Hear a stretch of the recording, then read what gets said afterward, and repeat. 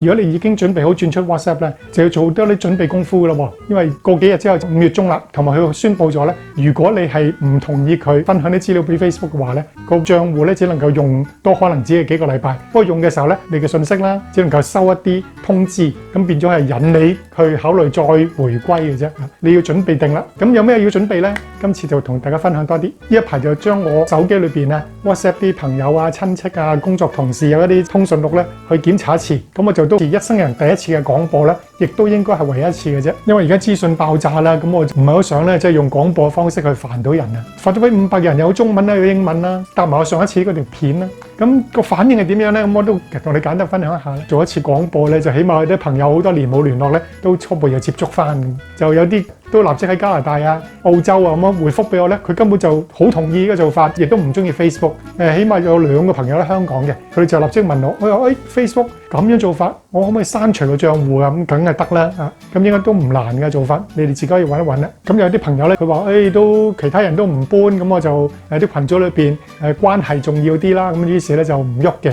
咁有佢嘅理由嘅，個人選擇嚟嘅。有啲就叫 naive 派，即係話咧唔緊要啦。咁其實而家用親呢啲網上嘅嘢都會俾人攞資料㗎啦。同我問啦，咁 Google 同 Facebook 有乜分別啫？都係咁樣攞你嘅資料，然後賣廣告俾你㗎啦。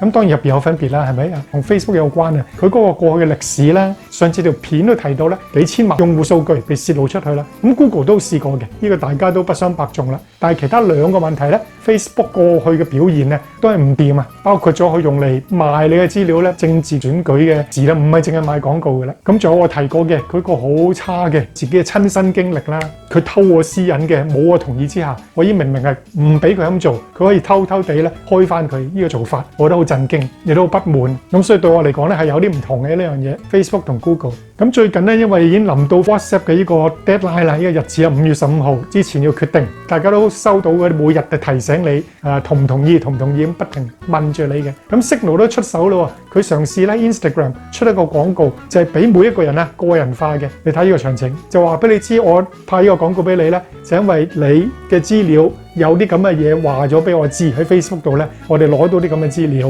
咁呢個廣告咧入邊有數到咧，我知道你啱啱結咗婚啦，或者啱啱先離咗婚啦。你住喺邊度啦？你職業係乜嘢咧？你可能係對某啲食物敏感嘅，咁所以咧你就收到呢個廣告啦。亦都知道你睇過呢啲網站，你考慮緊乜嘢？譬如話原來你係同性戀嘅咧，考慮緊收養細路仔嘅。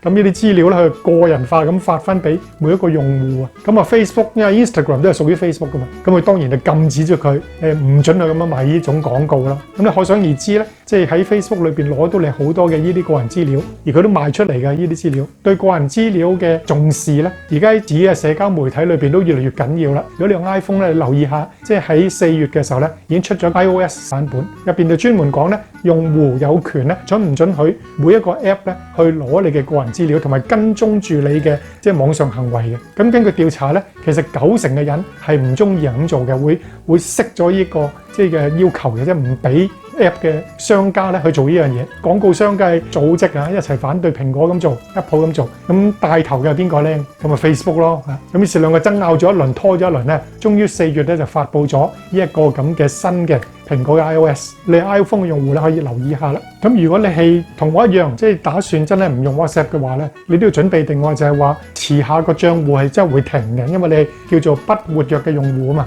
咁好似話幾個禮拜，亦都有講話4個月，係有少少模糊啊。唔好意思，我俾唔到確實資料你，因為實際上喺周圍攞到嘅信息係有啲唔同嘅。最後你都要準備刪除個賬戶嘅。咁刪除個賬戶嘅做法咧，類似咁樣，你留意下。不過作為我哋香港人，梗係等到最後一刻先咁做啦，係咪嚇？因為始終都要穩陣啲好。各位朋友，如果你中意呢段短片嘅話咧，歡迎你撳下邊一個紅色掣，免費 subscribe 訂閱啦，同埋咧撳 like 同埋 share 俾朋友啊，分享俾朋友。如果你能夠撳埋下邊個鐘仔咧，免費訂閱就更加方便啦。下次有新片咧會自動通知你。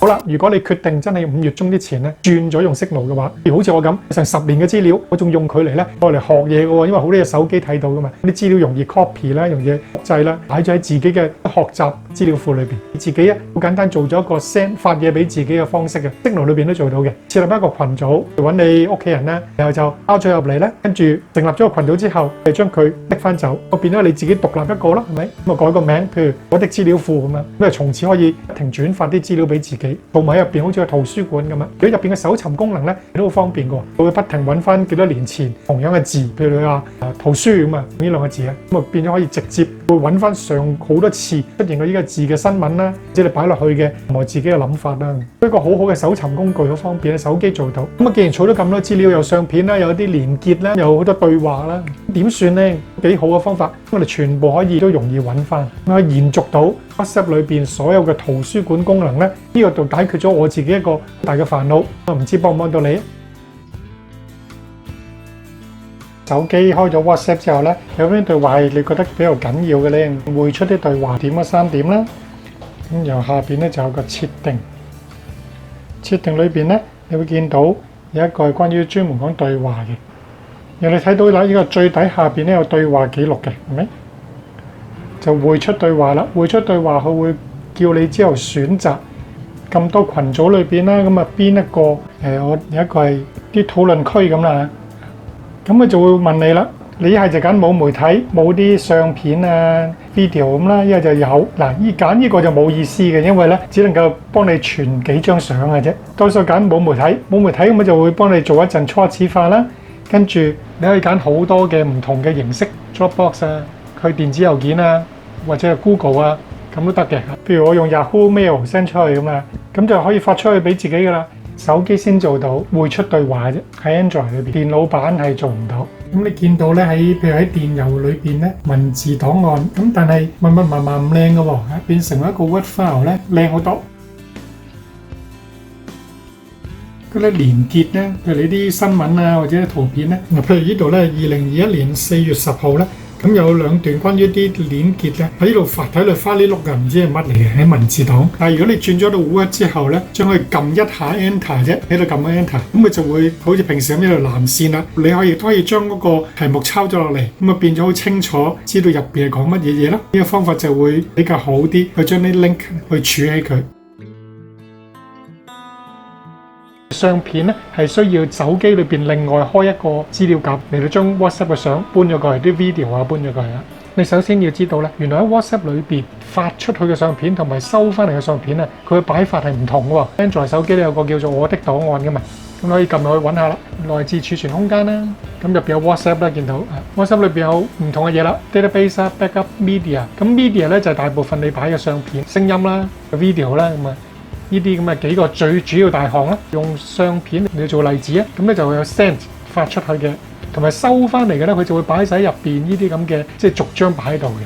同埋你見到有日子咁係咪？好似呢啲咁，可以揾翻呢啲相片究竟幾時收到嘅。不過發出去嘅相片就唔同啦，佢唔係跟你幾時發出去計喎，係計你嗰幅相本身幾時影嘅，相片名稱跟翻佢影嘅時候嘅名嘅日子。揾到嗰啲來源啦，咁我哋點樣將佢擺喺自己嘅手機裏邊另外一個資料夾呢？我就首先要新加一個資料夾啦，新增咁樣，新增咁你揾下啦。譬如我中意將佢擺喺 Pictures 裏邊嘅，咁我新增一個資料夾，新建，呢個叫做新建。咁個個用開嘅相片處理咁 App 係唔同嘅。咁我呢個 App 嘅好處咧就係佢可以選擇全部，咁可以揀晒全部啦，然後就將佢搬過去啦。複製度暫時唔好移動咧，移動就會取消晒你所有呢個舊相片。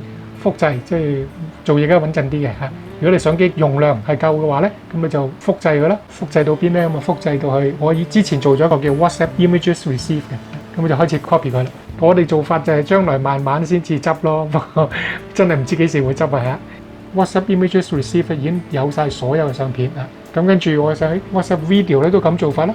咁就可以處理晒所有嘅相片同埋錄影啦，甚至聲音啦。於是我哋幾樣嘢都搞掂晒啦，可以順利搬家啦，放心。我屋企人有個 Signal群組，阿仔就同我講：喂，老豆，你幾個月前嗰啲單仲喺邊度啊？咁因為咧，佢哋教咗呢1個禮拜自動消滅晒入邊啲資料啊嘛。咁後來我就再調整翻嘅，不過已經太遲啦。好彩我有翻啲實體單喺度，45秒之內咧就揾到俾個仔啦咁。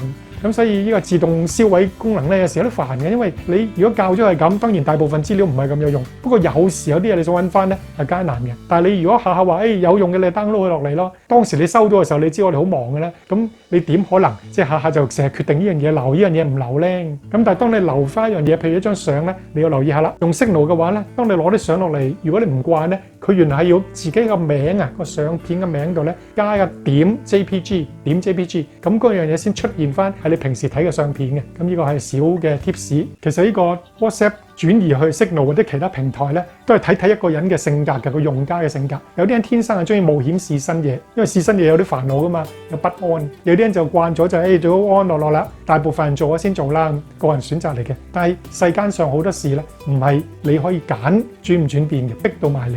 好似最近1年半咧，即係全個世界都估唔到係咪？咁大嘅呢個武漢肺炎嘅疫情，印度而家每日咧係30幾萬人咧係感染，咁死亡人數當然好高，一個好你想象唔到嘅困難嘅時刻，無論經濟上啦、社交上，同埋條命健康添。疫苗打針咧，亦都係唔係咁成熟嘅一件事。但係喺啲艱難之中，我哋點樣有真正心靈嘅平安呢？呢個都係考驗嚟嘅。喺轉變，無論係社交媒體轉移嘅平台啦，定係你真係要移民啊？前一排咧，吳明德教授就問啦：你周圍嘅朋友裏邊問一問，有冇3個人咧係已經移民呢？咁我哋數下，當時真係有3個朋友、親戚朋友，但係而家已經越嚟越多，越嚟越多。咁喺所有嘅生活轉變裏邊，有好多嘢你逼到埋嚟嘅。點樣能夠泰山崩於前而色不變呢？咁點樣能夠用一個眼光？好似以前有個古仔啊嘛，講塞翁失馬，焉知非福。佢講喺塞邊啊，即係塞外塞內啊，個邊疆嗰度咧有個老伯，咁佢有一日咧隻馬唔見咗喎，咁唔見咗啲鄰居就好慘啊，即係失咗隻馬啊，嘅一個個人資產啊，好珍貴嘅一樣嘢嚟噶嘛。但係塞翁就話啦，咁唔見咗隻馬，可能唔係禍咧，可能係福㗎，冇人知㗎。果然冇幾耐之後咧，呢隻馬咧帶咗一隻胡馬，即係跑得好勁馬翻嚟。咁啊啲鄰居又嚟讚佢咯，哎呀好嘢好嘢喎，即係你真係有好彩啦就。啊塞翁又話啦，多咗隻馬翻嚟。未必係好事嚟㗎喎，焉知非禍咧？果然冇幾耐，佢個仔好中意騎一隻胡馬喎，咁啊騎下騎下咧，隻馬發咗癲咧，咁啊跌咗落嚟咧，跌斷咗隻腳啦，咁啲鄰居又嚟同情佢啦。哎呀，真係慘啦，個仔跌咗隻腳，跌斷咗腳，以後行動不良啦。塞翁又講啦，佢話雖然跌斷咗腳，但係你點知道唔係一個福嚟嘅咧？咁過咗1年之後咧，中土咧同埋胡人打仗喎，一打仗咧全國徵兵啊嘛。全國徵兵，個仔因為斷咗腳點啊，就唔使上戰場啦。咁啊，好多人戰死咗，於是咧啲人又嚟恭喜佢啦。嗱，所以成個故事有好多轉折咧，都係講緊我哋人生好多嘅變化，你唔知道係福定係禍。我哋用咁嘅心情去睇，為我哋有基督信仰嘅人都係噶。耶穌應承過你一樣好特別嘅嘢，佢話我俾你嘅平安咧係世界所俾唔到嘅，我俾你嘅平安係世界俾唔到。呢一種心靈裏邊嘅平安啦，無論同人關係上嘅平安啦，抑或裏邊係面對環境嘅變化，少則可能係社交媒體又喐嚟喐去啊，即係朋友之間嘅關係可能要調整啊，甚至移民啊，好大件事啊，面對新環境、新挑戰、新文化。不過呢啲咁嘅變化，所有動盪咧，甚至而家香港嘅情況，有啲朋友佢哋因為正義嘅原因，俾惡法咧監硬捉咗去坐監，我覺得呢啲係好唔公正、好唔公義嘅事。母親節。母親節唔知點解我突然間會諗起一首歌嘅。母親節我諗起過去1年有啲年青人因為一個嘅反抗嘅運動、抵抗嘅運動而要流亡去台灣，有啲人就坐監，有啲人就死咗。不要誰來定制對不對，不要誰來亂判我的罪，不想太陽再升起，再升起，再次軟禁真理。不過喺咁嘅時勢冇法子，但係我見到好幾個呢啲分享咧，佢哋都講緊監獄裏邊有個平安平和嘅心去面對一切。咁亦都有人提議一本書啊，叫做《最美麗的時刻》，係台灣好多年前咧，當時民進黨都俾人哋拉好慘㗎。咁佢哋當時好多人，佢哋嘅經歷係點咧？係最慘嘅時刻俾人迫害，但係過咗30-40年之後咧，係變成而家民進黨可以執政。咁真係嘅，有一啲坐緊監嘅朋友，佢哋分享佢嘅基督信仰嘅睇法咧，就係個心靈，就算單獨囚禁咧，都可以好平安。呢個係好好嘅一個內心嘅力量。無論係咩環境，外在嘅環境係點樣，或者你面對緊咩艱難，有咗佢，有咗天主，你裏邊嘅平安係世間俾唔到，亦都唔可以喺你身上攞走。咁希望呢幾句説話都鼓勵到每一個喺生活中轉變，特別面對艱難嘅朋友。下次再傾啊！